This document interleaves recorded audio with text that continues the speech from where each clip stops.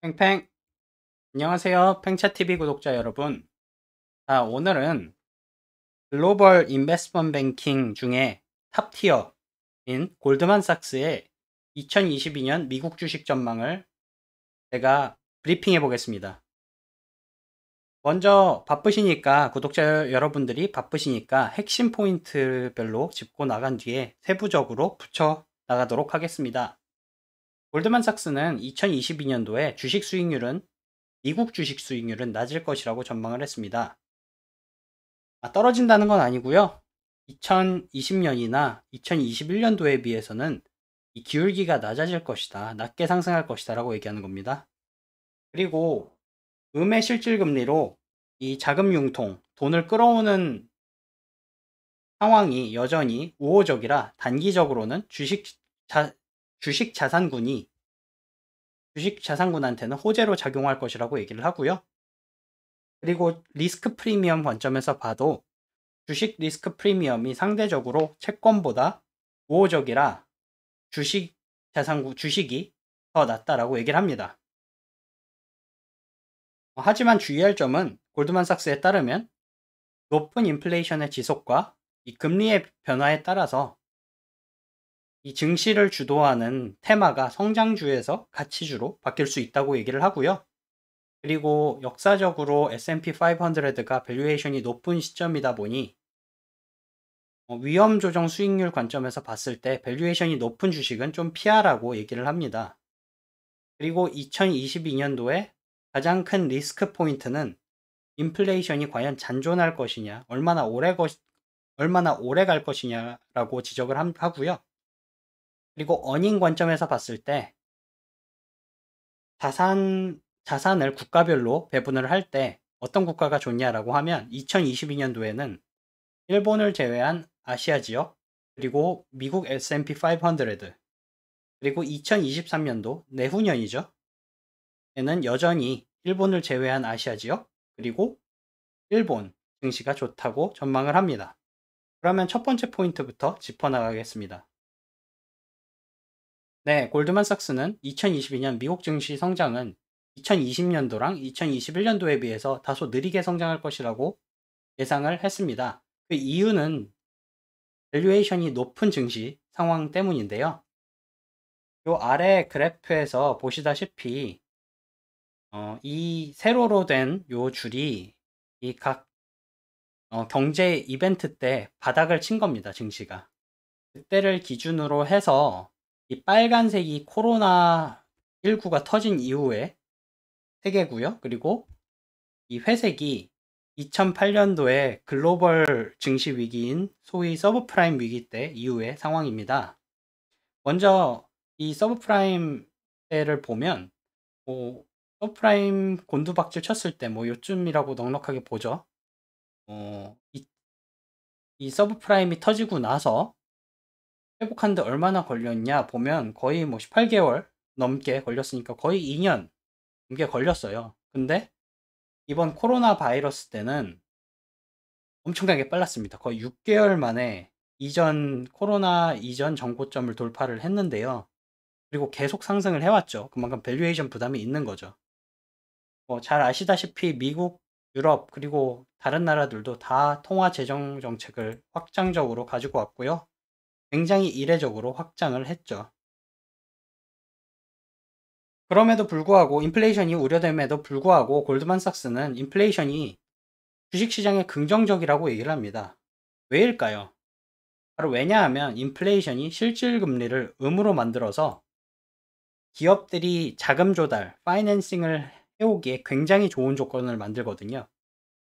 혹시나 모르시는 분들이 경제학과나 경영학과가 아니신 분들을 위해서, 주린이 여러분들을 위해서 교과서에서 가져왔습니다.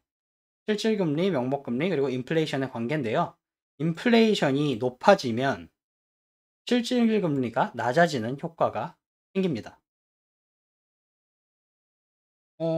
그래서 기업들한테 우호적이다라고 골드만삭스는 얘기를 하는데, 우리 팽차 구독자님들 중에서도 이렇게 물어보실 수도 있을 것 같아요. 아니, 그거는 실질적으로는 그런데 과연 기업들이 이렇게 인플레이션이 높아지는데 소비자들한테 가격을 인플레이션 전가를 가격에 그대로 올릴 수가 있냐라고 물어보실 수 있는데 굉장히 좋은 질문이세요. 네. 네, 저도 처음에 그렇게 생각해서 좀 찾아봤어요. 리서치를 해봤는데 일단 이번 최근에 인플레이션이 대두가 되면서 S&P 500에 상장된 회사들의 컨퍼런스 콜을 보시면 CEO들이 굉장히 인플레이션 우려를 많이 하고 가격 인상을 할 것 같다는 메시지를 주는 것을 보실 수가 있습니다. 그리고 굉장히 대표적인 건데요. 이 영국 가디언지에 따르면 이 가성비로 승부를 하는 기업이 뭐 있습니까? 코스트코도 있겠지만 이케아가 대표적이죠. 이케아도 대놓고 이렇게 보시면 가격을 올리겠다. 코로나 때문에 물류 부담 때문에 인플레이션이 너무 세다. 가격 올리겠다라고 선언을 한 상황입니다. 이런 상황에서 가격 정가는 거의 제가 보기에는 가격 정가를 기업들이 대부분 할 거라고 생각이 되고요. 그렇게 되면 인플레이션 해지 수단으로 주식이 괜찮은 자산군일 거라고 골드만이 얘기하는 것처럼 저도 동의를 하는 바입니다. 그리고 세 번째로 리스크 프리미엄 관점에서 봐도 골드만삭스는 주식 리스크 프리미엄이 채권 죄송합니다. 채권 리스크 프리미엄보다 높다고 얘기를 하면서 더 매력적인 자산군이라고 얘기를 합니다. 물론 미국이 그동안 많이 올라서 좀 매력도가 떨어질 수 있겠지만 전 세계적으로 보면 여전히 채권보다 주식이 매력적인 리스크 프리미엄을 가지고 있고 이렇게 보시면 미국이 녹색이죠. 제일 낮긴 하지만 뭐 아시아나 유럽이나 일본이나 뭐 전 세계를 봐도 미국보다 훨씬 높은 거를 보실 수가 있습니다. 그리고 꿀팁을 드리자면요. 뭐 배당 좋아하시는 배당 투자자 여러분들은 참고로 미국보다 유럽이 더 우호적입니다. 이 표는 미국과 유럽의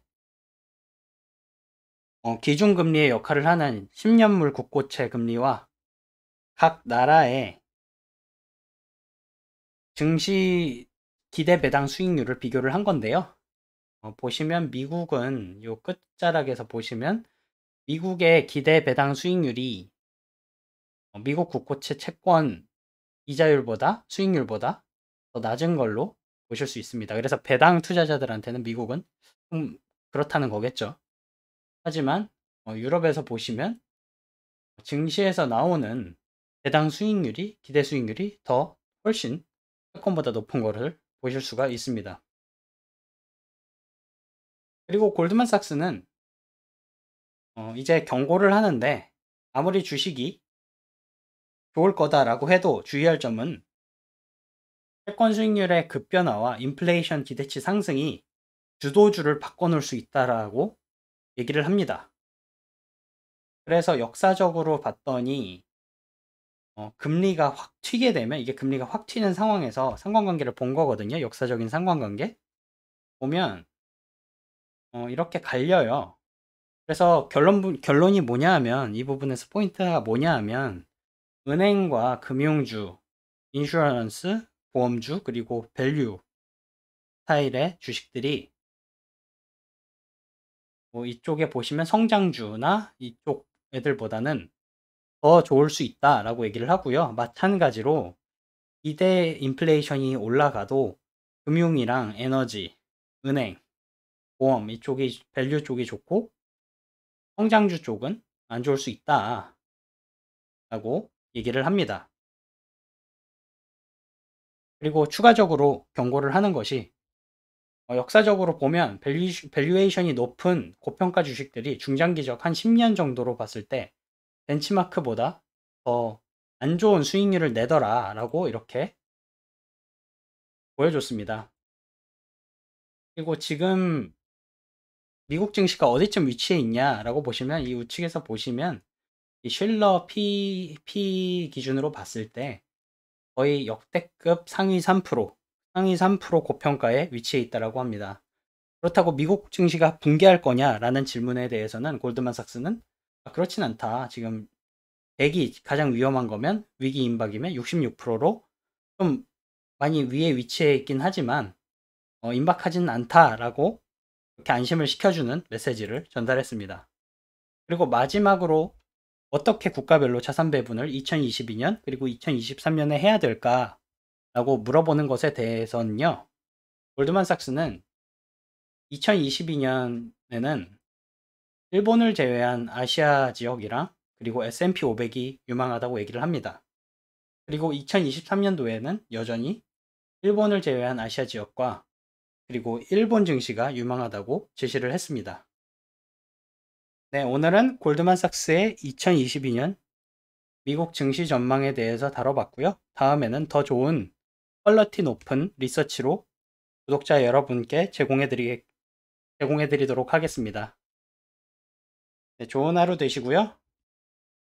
알림, 좋아요, 구독, 그리고 댓글까지 부탁드리고 제가 오늘 이 프레젠테이션 한 자료들은 펭귄 차렛 네이버 블로그에 올려놨으니 참고하시면 더 공부하시는데 도움이 될 거라고 생각합니다.